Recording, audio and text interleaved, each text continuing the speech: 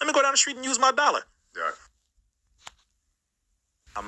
The fact is, BRICS is a real thing. Yeah. Brazil, Russia, India, China, South Africa. They have now added the United Arab Emirates. They have now added Saudi Arabia. They have now added a lot of other nations, and more nations are pouring in to apply to be a part of BRICS nations. China and Russia have come together. They are now exchanging economically. They are replacing the U.S. dollar.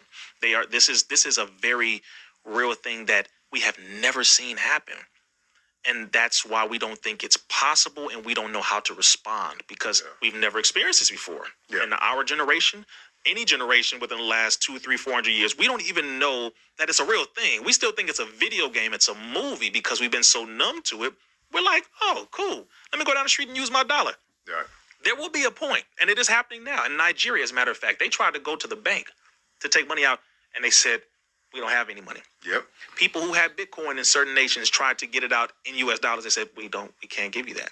Certain nations are now not even accepting U.S. dollars. Like, it is a real thing, brother. This is why people who are trying to just say, well, the U.S. will always have money, always be the number one currency on the planet. There's, at one point, you got to stop.